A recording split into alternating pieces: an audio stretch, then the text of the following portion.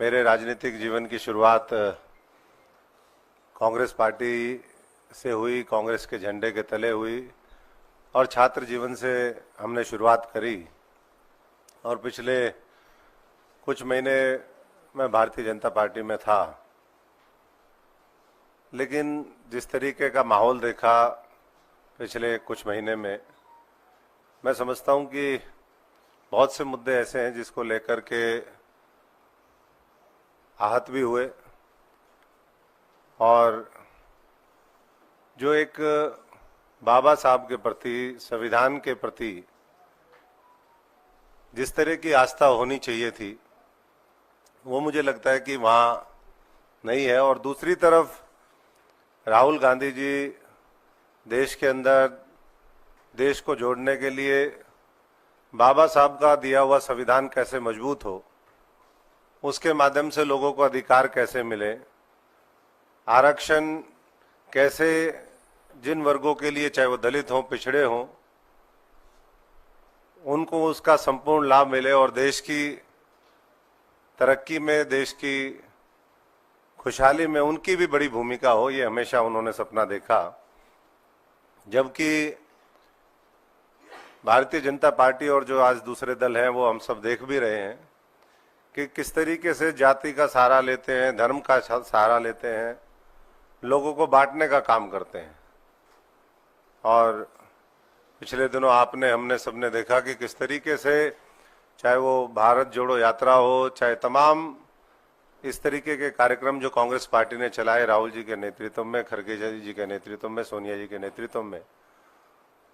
उसने पूरे देश को एक दिशा देने का काम किया। लोगों के अंदर विश्वास फिर जागृत हुआ कि ये देश और मजबूती से आगे बढ़ेगा जब कांग्रेस पार्टी देश के अंदर मजबूत होगी। और वो चुनाव लोकसभा के हुए, हमने नतीजा देखा, कांग्रेस ने अपनी टैली को डबल किया। राहुल जी को एक मजबूत नेतृत्व के रूप में आज पूरा देश चाहता भी है और मानता भी है। और हरियाणा भी आज उसी दिशा में आगे बढ़ रहा है कि किस तरीके से आज हरियाणा के अंदर, क्योंकि एक तरफ जम्मू कश्मीर के चुनाव है, दूसरी तरफ हरियाणा के हैं, लेकिन मैं हरियाणा की बात करूंगा क्योंकि हरियाणा से संबंध भी है और हम पूरी तरीके से चुनावी इस समर में अभी देख भी रहे हैं कि किस तरीके से जाति का सहारा लेकर के, जहां धर्म चले वहां धर्म चलाओ, जहां धर्म ना चले वहां जाति चलाओ।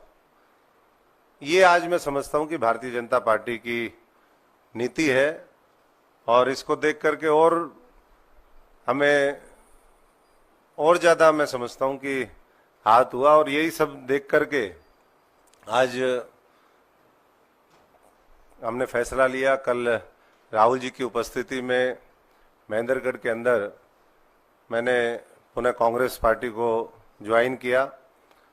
क्योंकि जैसा मैंने कहा कि शुरुआत ही यही हुई। कांग्रेस पार्टी ने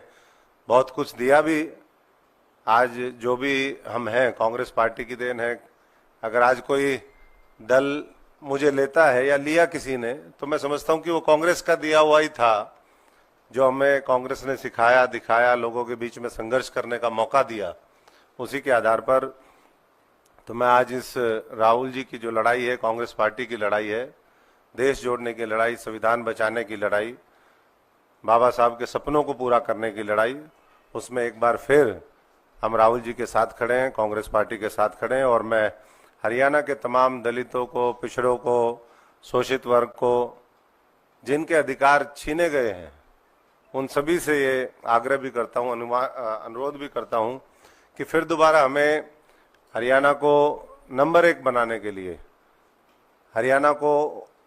उसके लोगों का अधिकार मिले। हमने सबने देखा, हमारी तो लगातार लड़ाई रही, उस समय भी जो आज का सत्ता पक्ष है उसके खिलाफ, चाहे वो किसान आंदोलन हो, चाहे युवाओं की बात हो, चाहे कोई भी वर्ग हो। तो मैं सभी से एक बार फिर अनुरोध करूंगा कि पूरा हरियाणा, कल हरियाणा के अंदर वोटिंग होनी है, पूरी मजबूती से अपने एक एक वोट का, जो बाबा साहब ने संविधान के माध्यम से अधिकार दिया है, उसका सदुपयोग करके एक बड़ा जनादेश पूरे देश में जिसका मैसेज आए, पूरे दुनिया में मैसेज आए, ऐसा जनादेश देने का काम करें, क्योंकि ये हरियाणा वीरों की धरती है, पहलवानों की धरती है, जवानों की धरती है। और जब हरियाणा कोई चीज सोच लेता है तो मैं समझता हूं कि करके दिखाता है। पिछले लोकसभा चुनाव में भी वही हुआ और इस बार बहुत बड़े बहुमत के साथ एक बार फिर हरियाणा में कांग्रेस की सरकार बनेगी। सबका धन्यवाद।